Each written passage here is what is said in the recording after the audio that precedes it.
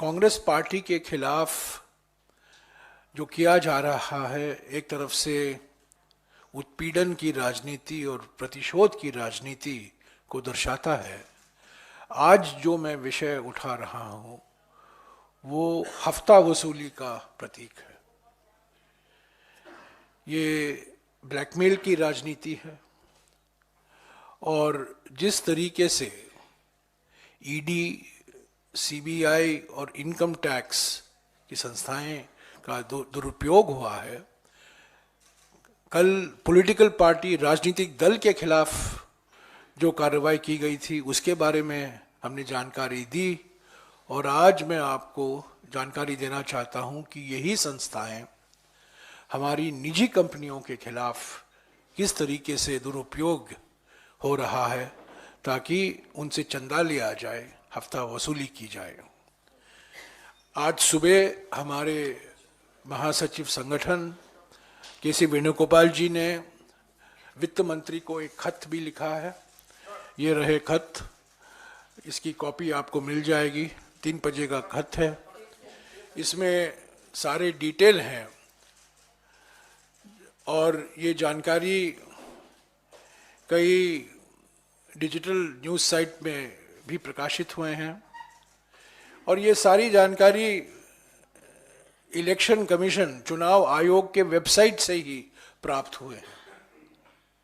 ये कॉपी, इन खत की कॉपी आपको मिल जाएगी। आज सुबह ही हमने, हमारे महासचिव संगठन ने वित्त मंत्री को खत लिखा है इसके बारे में और मोटे तौर से ये बात ये है कि 2018-19 और 2020-23 वित्तीय वर्षों में, इन 4 वर्षों में करीब 30 निजी कंपनियों के खिलाफ ईडी की कार्रवाई की शुरुआत हुई, सीबीआई की जांच की शुरुआत हुई, इनकम टैक्स की जांच की शुरुआत हुई। करीब 30 कंपनियां हैं।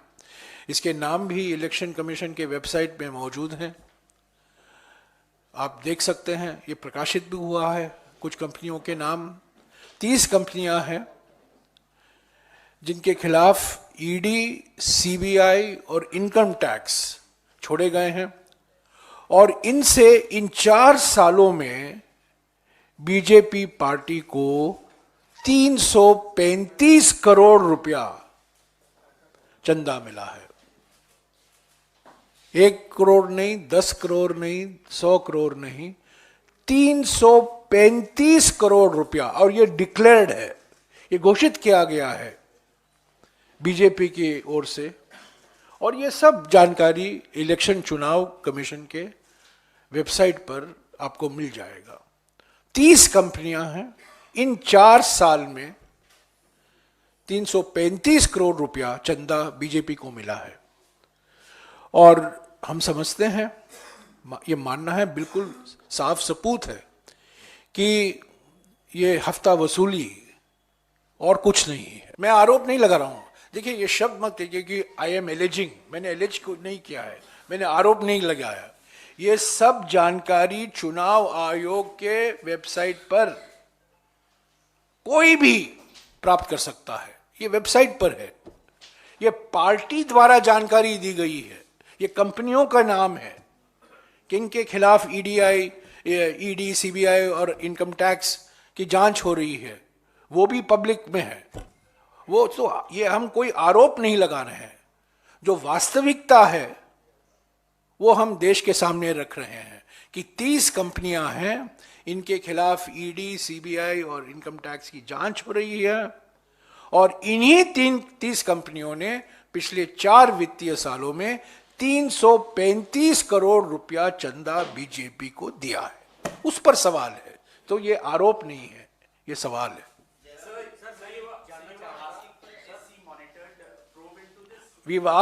We have raised 3 questions of the finance minister. One, you put a white paper on the economy. Are you prepared, if you think you're claiming that you are transparent in party funding, will you come up with a white paper on party finances? Number 1. Number 2, the second question that we have asked is that if you have nothing to hide, then will you rebut point by point all the information that has come out on the 30 companies and their links with the BJP over the last 4 years, whether they are being investigated, which is a fact, whether they have funded the BJP, which is also a fact. If it's not a fact, you rebut it. That's the second question. And the third question we are asking, if you have nothing to hide, will you agree to a Supreme Court monitored investigation into the misuse of the ED, CBI and income tax? Let me make it absolutely clear. When the law is broken, if there is evidence to show that the law is broken, please investigate. But if you use investigation as a means of blackmail to force the companies, these companies, 30 companies that are being investigated, they have contributed 335 crores to the BJP, which is a documented fact.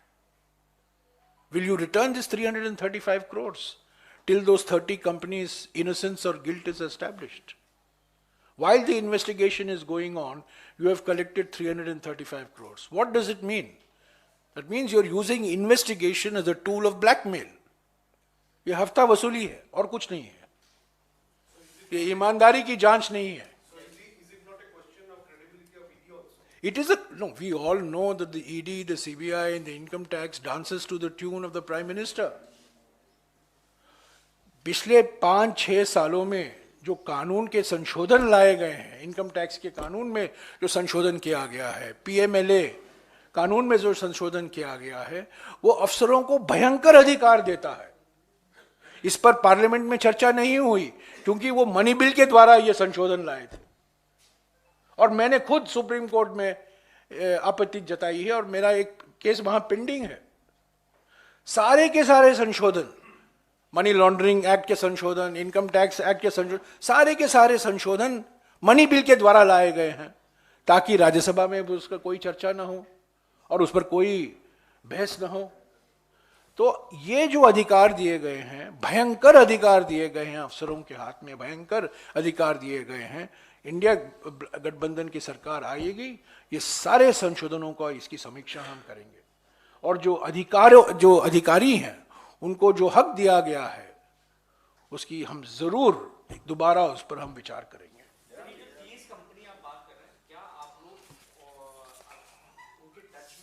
नहीं, मैं उनके touch में नहीं हूं. ये 30 कंपनियां की list अगर आपको चाहिए, आप वेबसाइट पर जाइए. जिस डिजिटल वेबसाइट को बड़े धैर्यशाली से वो मेन स्ट्रीम मीडिया के नहीं थे, पर उन्होंने इन 30 कंपनियों को नाम भी दिए हैं. मेरे पास है वो नाम और ये 30 कंपनियों के खिलाफ जांच हो रही है. और इस 30 कंपनियों के नाम बीजेपी ने जो कागजात दिए हैं इलेक्शन कमीशन को कि कहां कहां से हमें चंदा मिला है, इलेक्टोरल बॉन्ड से नहीं और कहीं से जो चंदा आता है उसको डिक्लेयर करना पड़ता है. तो ये सब इलेक्शन कमीशन के वेबसाइट से ही हासिल की गई जानकारी है. हम कंपनियों से हमारा कुछ लेना देना नहीं है. मैं आपको बता दूं कि इन 30 कंपनियों में से सिर्फ 3 या 4 कंपनियां हैं जो कांग्रेस पार्टी को चंदा दिया करते थे. ज्यादातर इन 30 कंपनियों में से 23 कंपनियां हैं. 30 में से 23 कंपनियां हैं जिन्होंने 2018 के पहले बीजेपी को कुछ चंदा नहीं दिया था. मैं आपको और जानकारी दूंगा. ये 23 कंपनियां जो हैं 2018 के पहले बीजेपी के साथ उनका कोई ताल्लुकात नहीं था, पर 2018 के बाद इन 23 कंपनियों ने करीब 188 करोड़ रुपया 188 करोड़ रुपया चंदा दिया है इन 23 कंपनियों ने, जो 2018 तक कोई नाता नहीं था. जांच शुरू हुई, ईडी, सीबीआई, इनकम टैक्स छोड़े गए और 188 करोड़ रुपया बीजेपी को मिला. यह हफ्ता वसूल है. हाँ जी, एक मिनट आ रहा हूँ, एक मिनट। जिन पर आरोप आप लगा रहे हैं उनसे आप सवाल पूछ रहे हैं अपने मन से, वो तो ठीक है, लेकिन आप उन्हीं से जांच की मांग भी कर रहे हैं। क्या इस मामले को लेकर कांग्रेस सीवीसी या लोकपाल या for that matter supreme court जाएगी कि जो बहुत सारे दरवाजे हम खटखटाएंगे, इसको यहां तक नहीं है। पहला कदम हमने लिया है, पहला कदम हमने वित्त मंत्री को अवगत कराया है, क्योंकि वित्त मंत्री को पूरी जानकारी नहीं हो सकता है, वो नहीं जानती होंगी। तो वित्त मंत्री को आज सुबह खत गया है, तो अभी और भी दरवाजे खटखटाएंगे, इसको हम यहां नहीं छोड़ेंगे। हमारे खिलाफ खातेबंदी की जो कार्रवाई की जा रही है वो अलग है, वो लड़ाई हम लड़ते रहेंगे। पर ये ईज ऑफ डूइंग बिजनेस वाली सरकार है, ईज ऑफ डूइंग बिजनेस वाली सरकार है, और उसी सरकार का असली चेहरा हफ्ता वसूली है। तो जहां कहीं हमें जाना है, लोकपाल, सीवीसी, हम जरूर जाएंगे, ईडी को भी हम खत लिखेंगे, पर पहला कदम हमने वित्त मंत्री को लिखा है। सर, आप कह रहे हैं इंडिया सरकार आएगी तो आप इन कानूनों को बदलने की बात कर रहे हैं। बिल्कुल। उसके पहले चुनाव में पहले लग रहा था इंडिया गठबंधन की गाड़ी पटरी पर गई, ममता साथ नहीं आ रही थी, एनसी अलग हो रही थी, लेकिन अब राहुल गांधी के आने के बाद बात कर रहे हैं कि ममता बनर्जी से भी बात हो रही है, एनसी से बात हो रही है। क्या इंडिया गठबंधन वापस पटरी? मैं पहले दिन से कह रहा हूं, पिछले 40 दिन से कह रहा हूं, भारत जोड़ो न्याय यात्रा के समय, खास तौर से पश्चिम बंगाल में 6 दिन लगातार सुबह दोपहर शाम मैं कहता रहा, पर मुझे पता नहीं कि आप सुनते हैं रहे कि नहीं, पर मैं जरूर कहता रहा कि ममता बनर्जी के साथ बातचीत अभी भी जारी है, दरवाजे बंद नहीं है। समाजवादी पार्टी के बारे में भी ये कहा करता था, लोग कहते थे आप कैसे कह सकते हैं, पर समझौता तो हो गया है।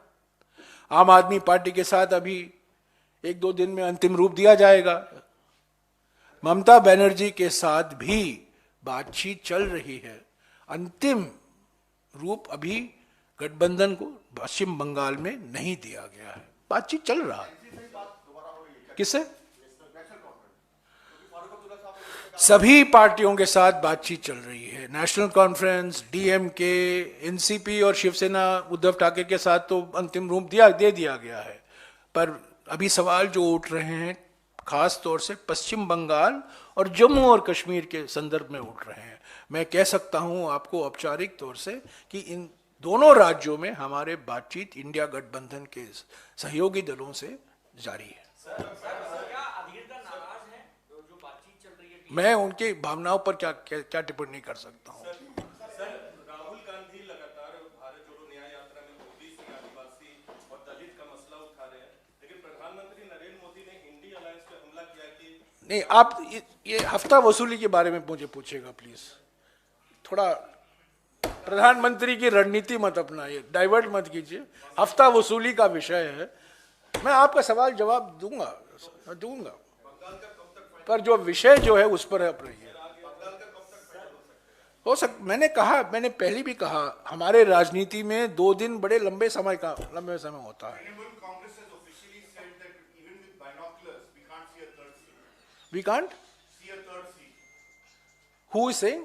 The Trinamool Congress. Trinamool Congress has said many things. Trinamool Congress has also said we are committed to the India Gadbandhan.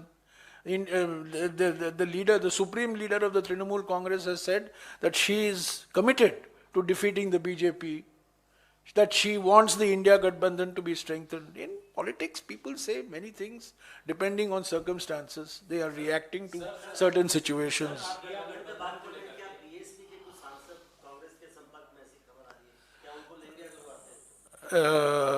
अभी देखिए अमरोहा में क्या होगा। कल अमरोहा है, अमरोहा में भारत जोड़ो न्याय यात्रा मुरादाबाद से हम शुरू कर रहे हैं 10 बजे, तो पहला संकेत आपको अमरोहा में मिलेगा। आप देखेंगे अमरोहा में पहला संकेत मिलेगा। यही सवाल आप पूछ रहे हैं ना यार, वही उन्हीं का सवाल है। तो हफ्ता वसूली के बारे में पूछो यार, हफ्ता वसूली के बारे में,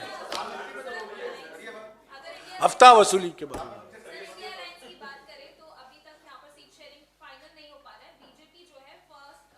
हफ्ता वसूली, हफ्ता वसूली, हफ्ता वसूली पर आइए, हफ्ता वसूली, हफ्ता वसूली, हाँ, good man.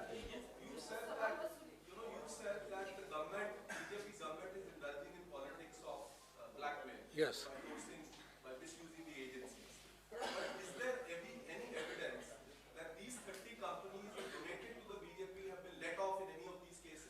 investigations are on.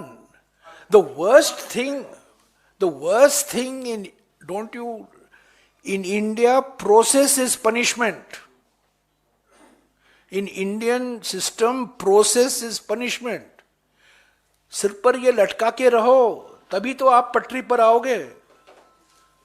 आपको छोड़ दिया जाएगा तो आप भूल जाओगे।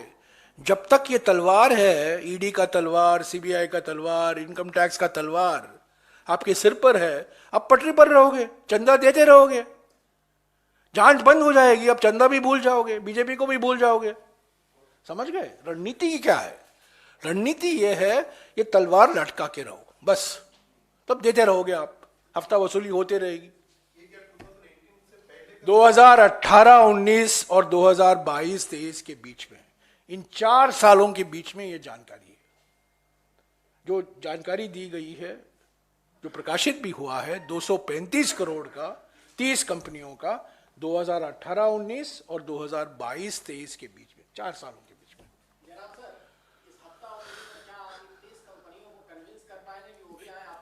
नहीं, मैं आप स्पष्ट कह दूं, 30 कंपनियों के संपर्क में हम नहीं हैं।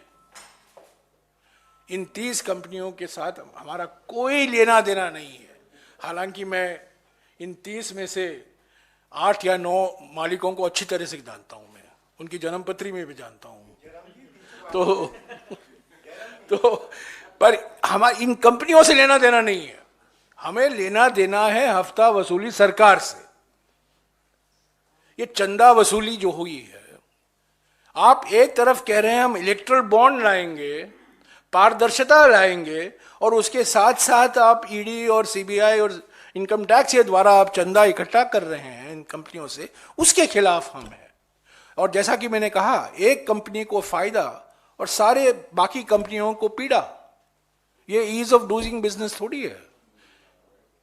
हाँ जी, 335 बोल रहे हैं या 235 करोड़? अरे यार, फिर से मैं बताऊं, 30 कंपनियां हैं।